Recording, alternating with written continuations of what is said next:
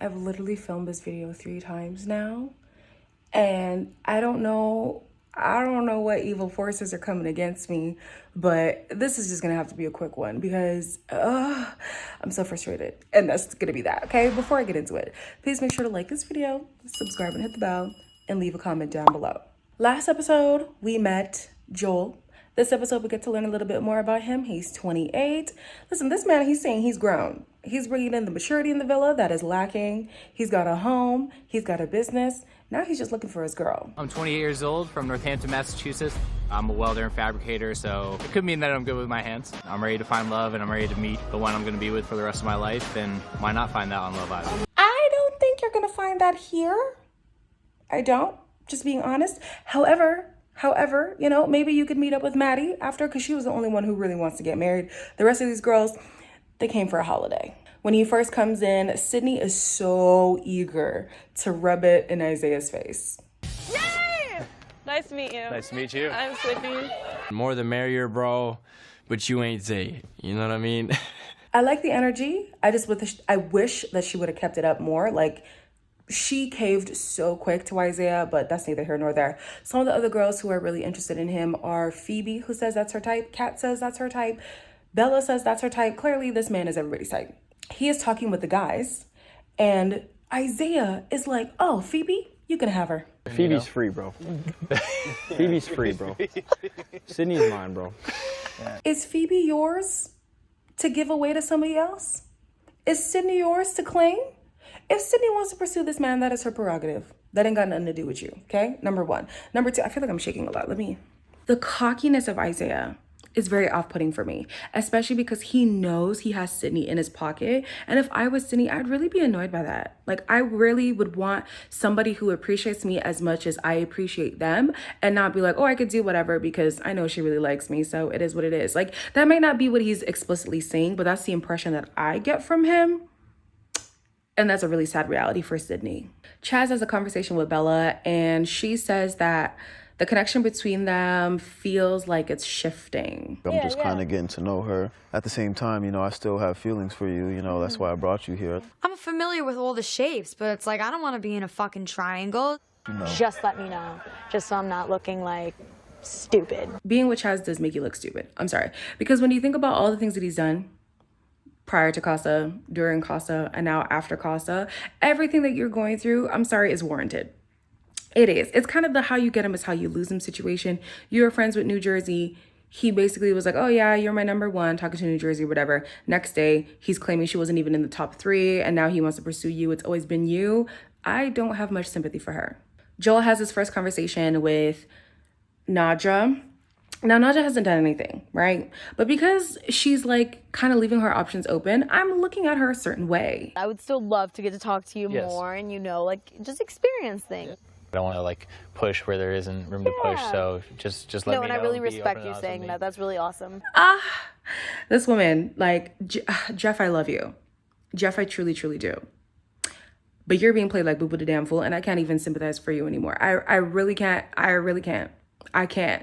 Because she's given you nothing. She's reassured you with zero evidence that she's actually gonna take this seriously, be loyal to you, whatever, and you're talking about, I want to bring her home. For what? Bring her home for what?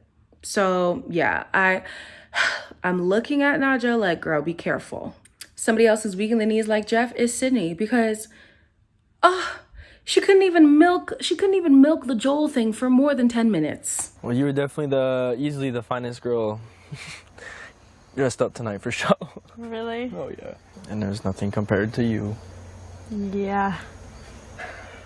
What am I doing? I, in my heart, feel better. I feel secure with him. It's just shitty because he still put me in this situation, and I'm never going to forget that. I went the full extent to try to be open with someone else, and I brought her back, and I still have this much feelings for you. It is crazy. I constantly have to remind myself that they are in their early 20s. And when I was in my early 20s, I was making stupid decisions as well.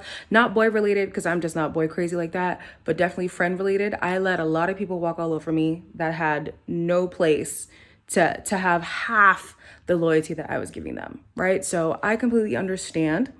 why the naivety is really on display when it comes to Sydney. But girl, I need you to stand up and do better. Chaz said that he was trying to be not disrespectful. He was trying to be respectful in regards to Bella when he's pursuing, oh God, what's her name? I really need my notes. When he's pursuing Phoebe, right? Problem is respectful, not a word in Chaz's vocabulary. Connecting with Phoebe was, you know, not on my expectations list.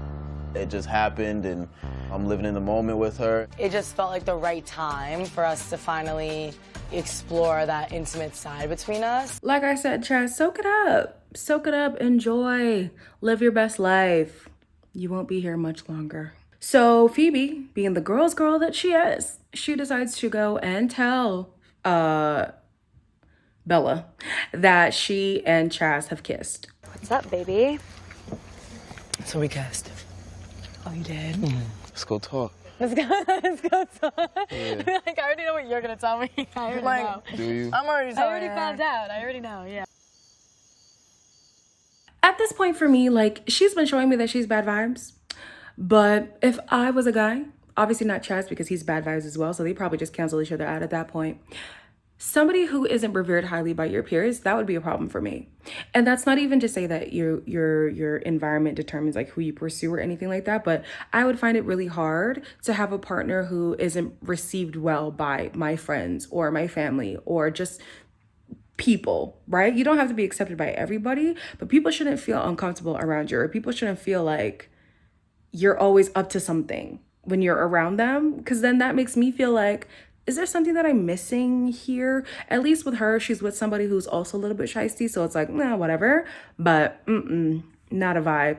The good thing for Bella is that Joel has come to the rescue. You know, dating for marriage now, you know, I'm not looking to just fool around anymore. You know, Right. I really want to find someone and settle down. I genuinely want somebody, Yeah. like, to have, like, to bring around my family, like, to be with for a really, really long time. I'm not gonna get too excited yet. I got excited over the connection that me and Chaz had, and like, look at where that's fucking going right now. Now let's do the math.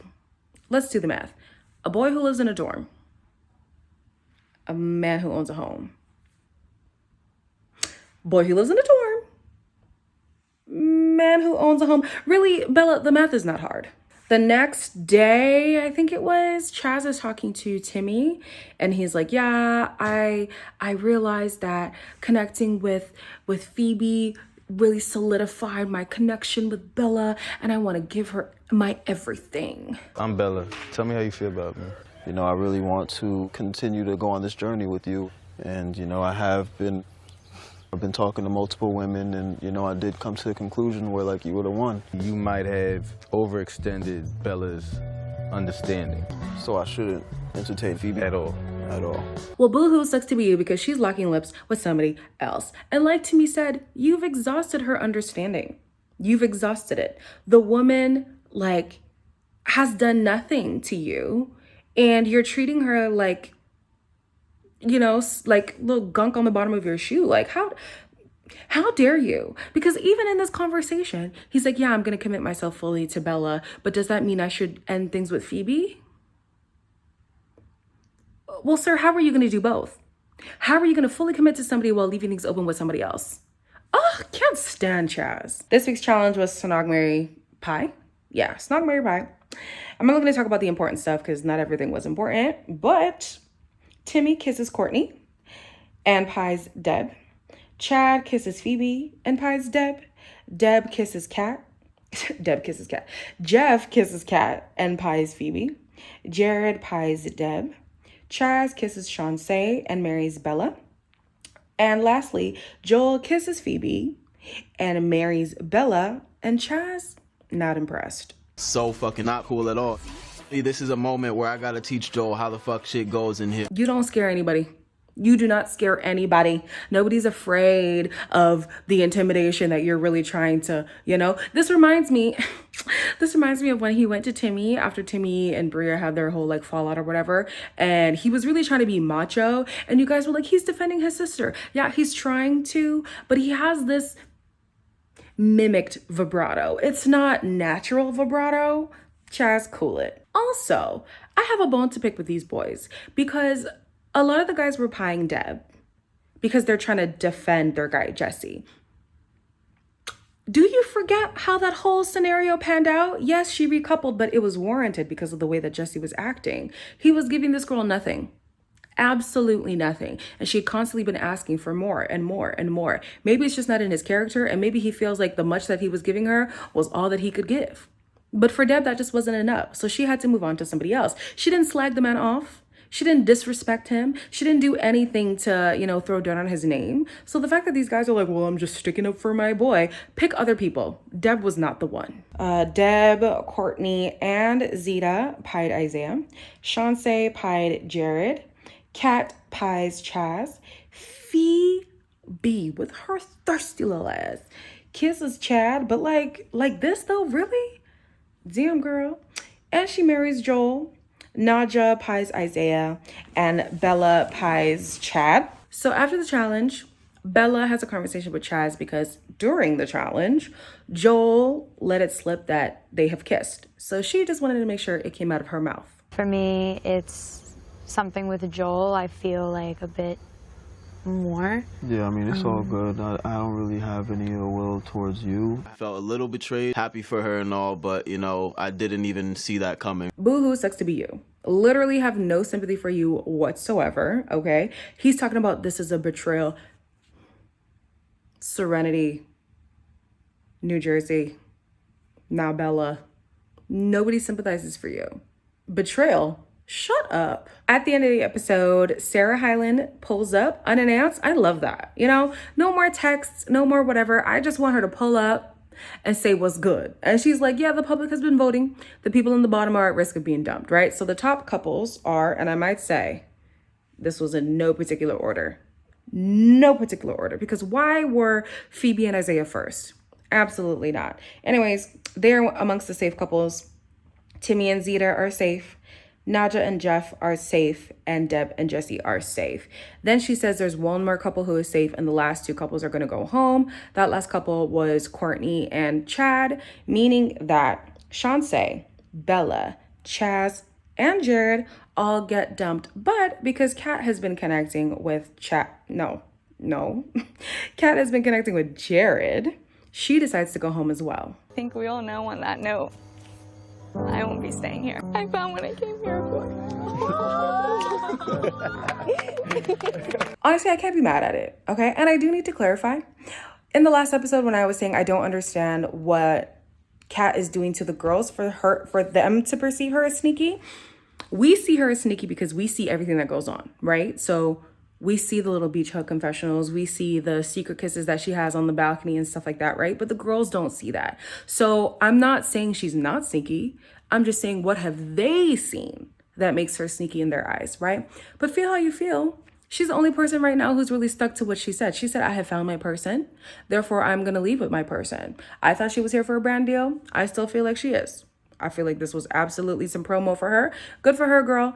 Push your platform however you got to push it. But I gotta respect the fact that she found her person and she said, I'm good. That's something that Maddie couldn't do at the time. So, Kat, I guess I'm rooting for you and your guy. Let's see if it works out, because the track record of USA, abysmal. Speaking of an abysmal track record, here comes Mackenzie. Nobody asked for this. Literally, nobody asked for this. I don't know why she's here. Don't know what the intrigue would be. Who would even be interested in her at this point? Anyways, like, comment, share, and subscribe, and I'll see you guys in the next one.